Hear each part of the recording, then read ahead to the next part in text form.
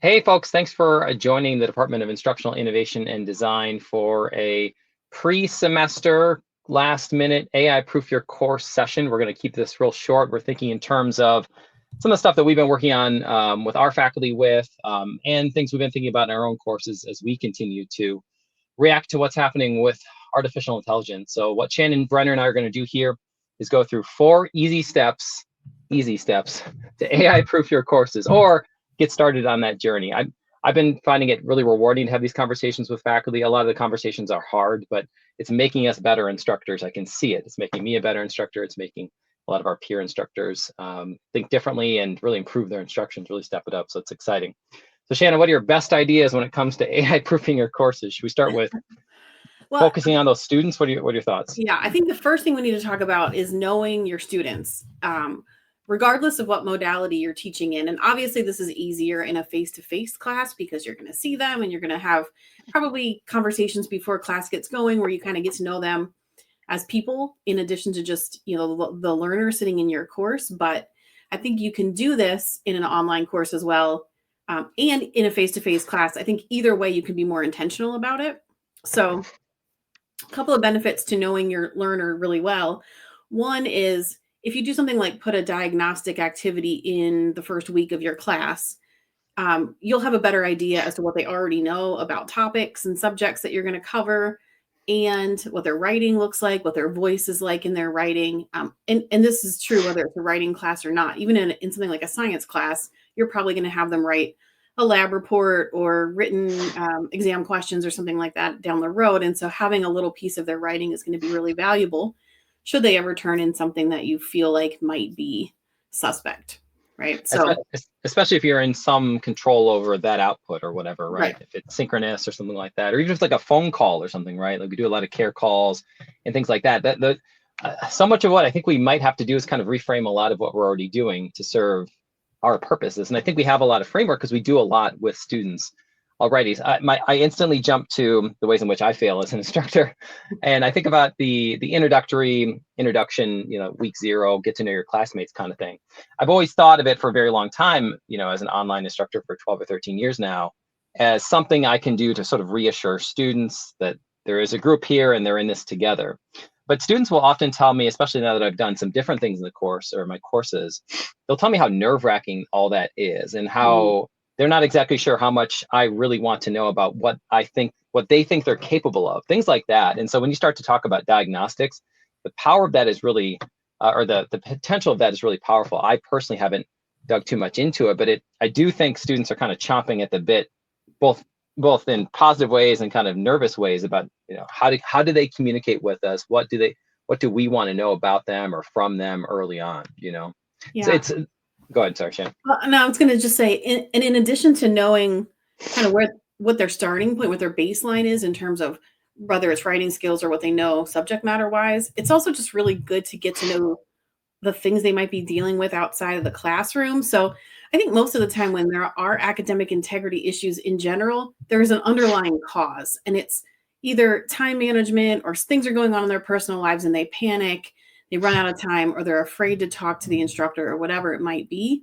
And so kind of either getting to know the students so you can anticipate some of that ahead of time, or even eliminate some of that ahead of time if they're already feeling more comfortable reaching out to you, then they might be less likely to reach to something like AI in the first place. And I think the dirty secret to that, I would sort of argue, is I think students will try to do it and pretend like they're not if they think they can, right? Yeah. So if everything in the course kind of communicates distance or disconnection, then that is a hospitable environment for a student to attempt to misrepresent their understanding, right? If they don't see the value in what they need to do, then why should they put the time and effort into it, right? So you have to kind of get them to see that value and think about it right away.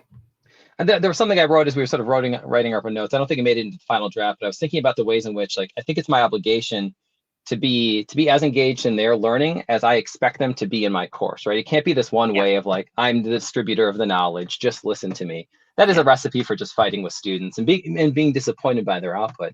But if you can become partners in learning and involve, I'm trying more of this semester, trying to involve students in my own research and my own interests a little bit, while giving them choices, direction for them to do the same with my discipline, in terms of history, like that's the magic if you can do it. But if you're thinking about kind of online ed, or if you're thinking about your class as static or fixed, it's really hard to sort of adapt to this sudden new world where students have tools that kind of resemble like they used to, or tools like we used to that we're familiar with, like Google search, but are on just another level, just exponentially more easier to use and to abuse in these sorts of settings. Yeah, I think we've all fallen into the trap of, I built this whole online class, it's done, now the students go do it, right? But instead of having it be more of a back and forth. And so it reminds me of the old school college lecture where you sat for 3 hours and listened to someone rant about their expertise, and then you spit it out on a test. And so that's what, at least for me, I'm trying to get away from, because that makes it ripe for AI use, right? For students to, one, not see the value in what they're learning, to get bored with it or not understand it, and to just kind of panic and go down that road. That might be a nice way to transition. We talked about knowing your learners, one-to-one conferences. You said you're meeting online learners like over Zoom, phone.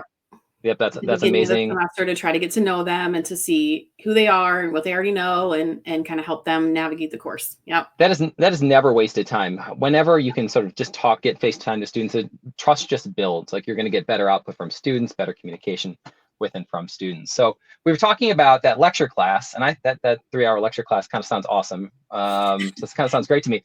I would kind of make the case, true, but I would make the case that you can AI proof a course with intention, and some courses would be harder. And of course, we're using these terms pretty loosely, but no modality is safe or insulated from this, right? I think every instructor in every context has to think intentionally about this. In some ways, that lecture course might be a place where the instructor could try some innovative practices, or the nature of the assessment itself could really require a lot of integrity and very careful listening, note-taking, things like that from the students. And so it's that combination of how is the material offered, presented, and then how's that learning assessed along the way, or supported, or framed, and then what is that ultimate assessment? So it's something I've been thinking a lot in terms of our course guides, is looking, and we don't talk too much about this, but almost starting with a big goal, that major course objective, and then the ELOs, and thinking in terms of like, how can I actually assess this in my modality in the way that I'm comfortable with? I've had all these US history students do these video projects since literally the 3G internet days,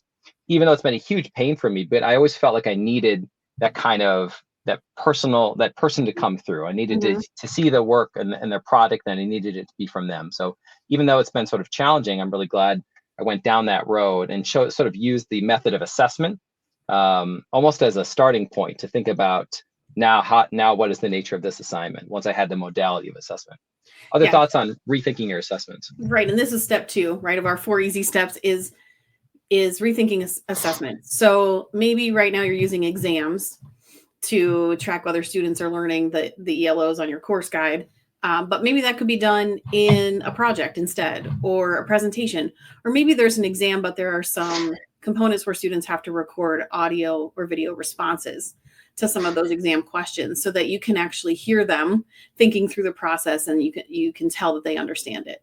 I think you hear a lot. I think you can do that in a face-to-face or online course. If you're having students take tests asynchronously, you could use something like HonorLock, even for a face-to-face course, and have the student take the test on their own and record parts of that exam. And I think there's some benefits to that, because you can really hear in a student's voice what they know and what they don't know. You can tell if they're trying to struggle through it, or if they're really confident in what they're saying. If they're reading something that they did maybe write with AI, you can usually tell that. I think you can usually hear when someone is reading something and it doesn't sound like their own words. They don't know it very well. Students will still get away with it. We keep using that word AI proof, but like, in our own anecdotal experience, like, when you do things like that and you ask them to record, and the student records the audio recording and doesn't turn on the video, and it was clearly scripted, then next week it is a slightly different set of expectations, just like you would for a face-to-face learner. And in my context, I think we need to be reactive to those individual choices, decisions that students are making. But I've switched to almost all video and audio assessments in my online courses, and I just get to know the learners better. It's a lot easier for me to get to see the human behind the screen now, and I have a lot more I ask more of them, because I feel like I understand them better, can know what they're interested in more too. So tons of knock-on benefits. I think I have 18 of 19 students just finished a course, all successfully used the video note tool, in the course without issue. I've had a couple of instructors say that they wanted to do that, but they were afraid about the time it would take to do grading, because it's obviously takes a little bit longer to listen to some of those. And there are a couple of things you can do to help with that. One is you can speed up the recordings when you're listening to them, and that helps. You can limit students to how much, you can say you need to record this in 2 minutes or 3 minutes or less to try to stop those who might ramble on a bit longer. Or you can stop listening once you hear what you need to hear. Once you know that they get it, right? Maybe you can stop listening, or you can use them. If it's a formative practice kind of assessment, then maybe you don't need to listen to every single one. Maybe you spot check. Maybe they get credit for putting effort into the assignment, and you kind of spot check for whether the class is getting it. So it kind of depends on what your purpose for the assessment is. Right. I'm going to share my screen if it's going to let me. Let's see if it'll let me. Entire screen. Perfect. I'm just going to briefly share kind of a small rubric on screen. It's a little grayed out. But I think in terms of, I love when students ramble for like 18 minutes on these history essays, but maybe I'm not the regular instructor. But I think in general, I think I'm pretty comfortable assuming, like, if students do more than what we're asking them to do, that is not a bad thing, right? And so we can work with that. I can work with students who are working hard no matter what shape that takes. I think in terms of guiding that output and making sure that it's not a waste of their time or my time, and this is something I know you want to talk about, Shannon, just the really intentional use of rubrics and like evaluation criteria and assignment instructions are really, really key. So for me, I do really small points. This is a little 2-point assignment, but voice and reference for me have been the ways in my disciplines of really getting students to talk about what I'm asking them to talk about in an authentic way. So don't go find these internet sources necessarily from somewhere else that you're pulling in. Like, first and foremost, cite my lecture, get into the chapter, tell me what you think on your video, right? And look at the camera. And a couple of those assignment expectations are all it kind of took to discourage 75, 80% of the kind of the early chatbot stuff I was dealing with. Yeah, I have a similar one that I can share. So this is a rubric that I created for my own class, and then another faculty member at NICC has used it in the fall for a writing course and has been really liking it. This is one where this is a 100-point rubric, but that's just really to make the scoring easy, the math easy. And half of the points for the essay are based on authenticity, critical thinking, and following the directions. Because when students use AI, it usually doesn't follow the directions. It's not really doing the thing you want it to do. Right. It doesn't connect back to the learning materials in the course. It doesn't show the student's voice. And so if that's happening, the student's going to get an F on they're not going to pass the assignment. And you don't really have to go down the academic integrity rabbit hole. It's just not doing the right work, right? And so then you may show the student, like, they may get some points on some of this. And so it might show them, this is what AI can do, but here's where it's failing. And here's why you have to think about this on your own. And your critical thinking is key to being able to do this. So I think it can be used as a learning tool. And then hopefully in the feedback, the instructor kind of explains all this and helps them understand where AI gets it right and where it doesn't.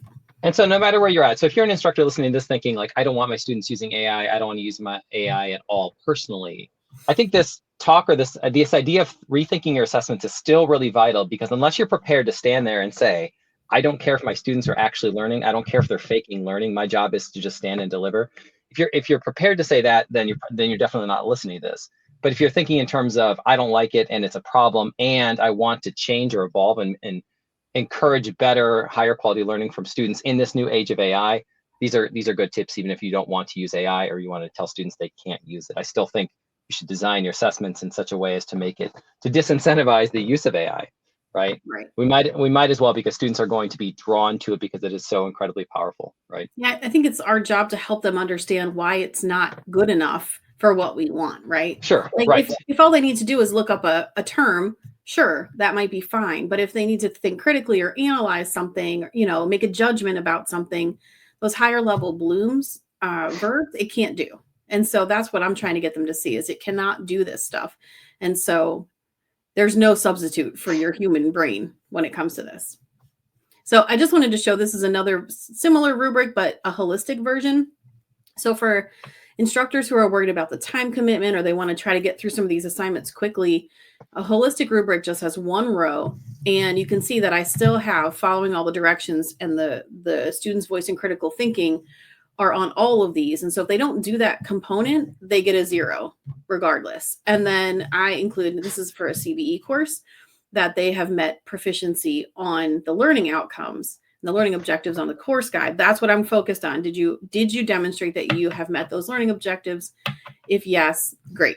If not, then we need to work on it. But the 0 comes in if you didn't do the stuff on the top. So this is a way that you can really run through a rubric really fast, run through a series of assignments to grade. You brought up a good point, because I was talking about major course objectives and ELOs, but those have to be rock solid. And if you have to go back to your course guide and update a course guide because of AI, so be it, right? Like, it will be an improved course guide that lives now in this post-2022 world, right, where we have AI tools that anyone can use for free. So this might need to happen. Like, there is a reckoning. Ethan Mollick calls it the homework apocalypse, right? We're sort of living through it. And so it sort of seems extreme to think it in terms of that, but our verb choice, the Bloom's levels, all of that is going to react much more slowly than these AI tools are changing the world underneath our feet. And so it sounds a little wild, but that's probably the direction many of us from across the discipline sort of have to go. And so the more you can start to prepare yourself mentally and start to think of yourself as a different kind of instructor in some ways, in some contexts, in some courses, the more I think ready you'll be for what's coming. Yeah. I know we were going to go short on this, Shannon. We were just going. There's too much to talk about. I know. Rethink your assessments. There's one thing I wanted to hear you talk about. I'm going to do it with chatbots this semester, but I know you've done it with like Google Docs. That process focus. Is there anything else you want to say about that? Timestamp, stuff like that? Yeah, absolutely. So this is especially true for student writing assignments. Focusing on actually focusing on process, I think, applies across the board. But sure. If you focus your assessments more on process and less on that final product, then you can ask your students to kind of defend their choices when it comes to that process. And you can do that a couple of ways. One is, in a written assignment, you can require them to submit a Google Doc, and I would recommend also a PDF version. And the reason for that is Google Docs will let you see the version history. So you'll be able to see how much time they spent writing, editing, all of that, right? You can easily tell if they've copied and pasted something in quickly. And then the PDF version can be scanned through Turnitin. So if you want to have that plagiarism component, or you want to check for citations, and things like that, then you can use the Turnitin piece as well. So that's one way you can kind of look at their process almost without their input.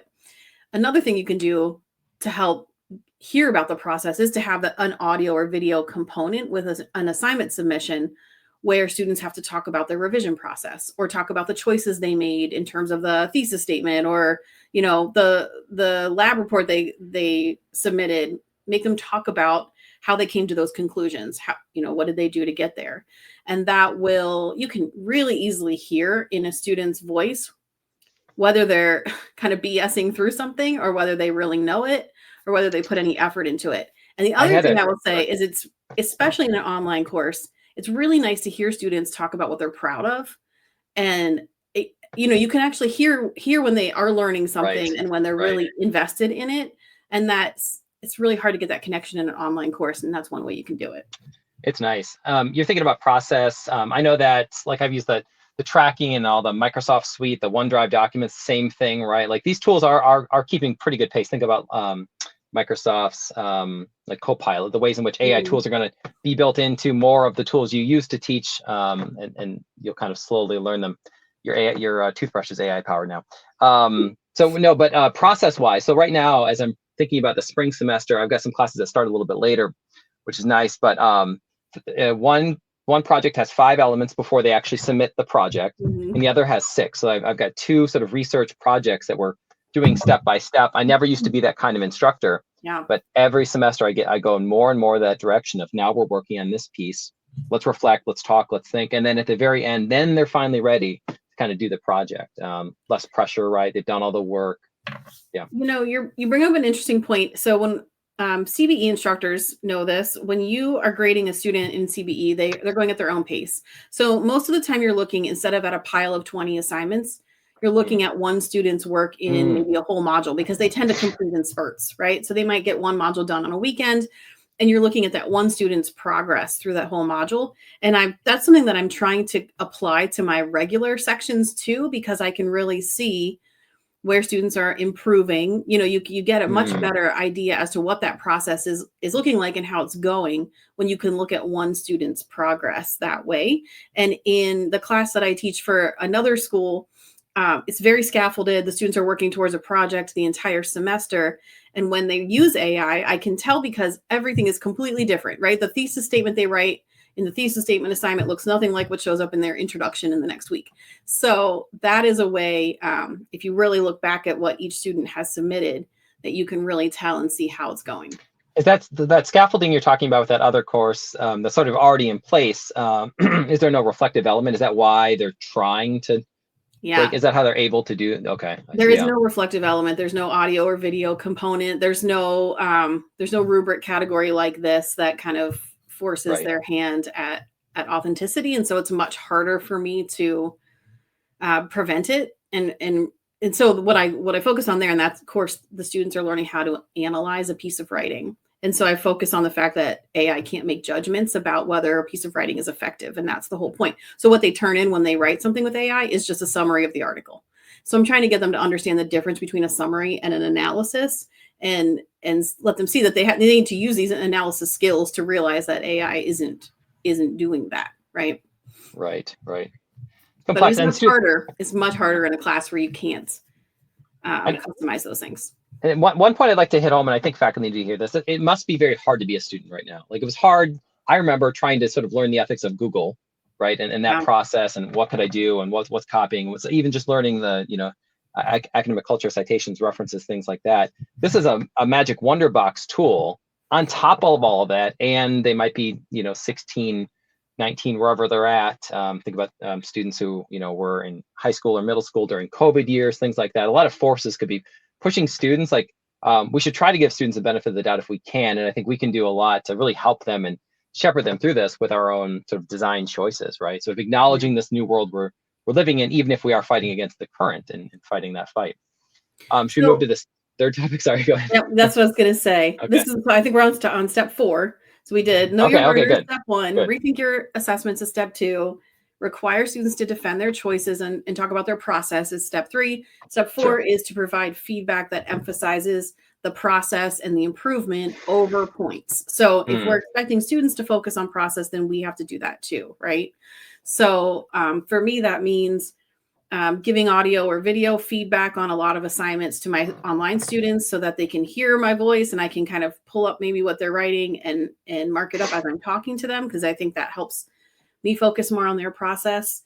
It might be de-emphasizing points in your class, taking a 1,000-point class down to something smaller than that, or trying in other grades or in other ways to do what we call ungrading. So focusing on how do you think you did on this, or what would you like to improve in the next draft, rather than you got this many points out of this many possible, and here's what you can do to get more points, right?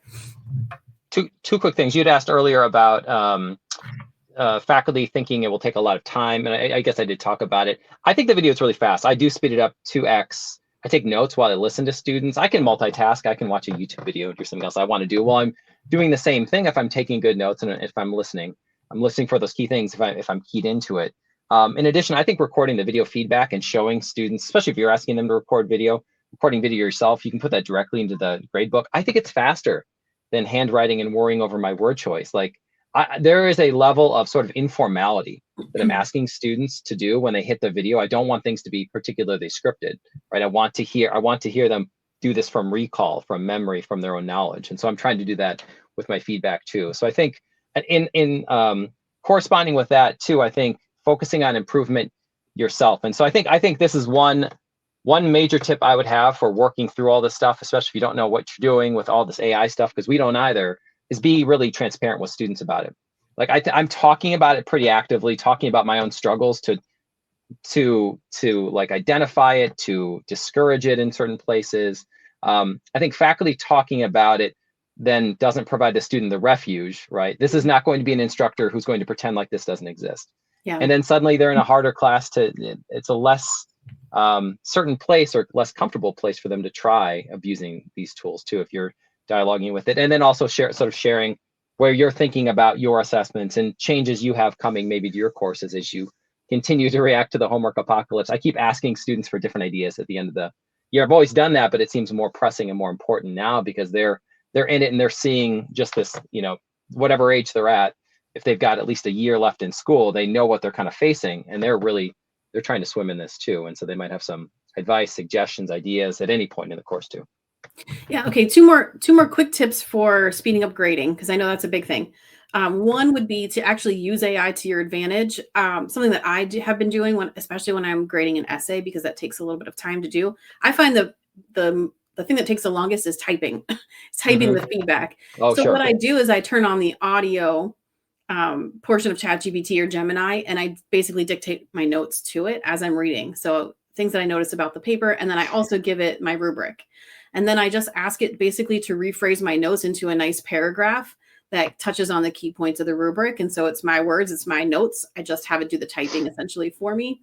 And it really speeds up the grading process. So that's one way you can do it. The other thing you can do is you could record a video note, or you could type out feedback based on what most of you know what things are typically students are going to get wrong or they're going to need to improve upon. And so you could kind of have a few sets of feedback ready to go. And then you could even add your feedback in groups. You can kind of jot down as you're going through which students are doing which thing, and then go to your grade book and select the students you want to add feedback for, and then give them a specific paragraph or a specific video, and do the same for the others. And that way they're getting tailored feedback, but it's kind of pre-recorded, and that saves you a bunch of time.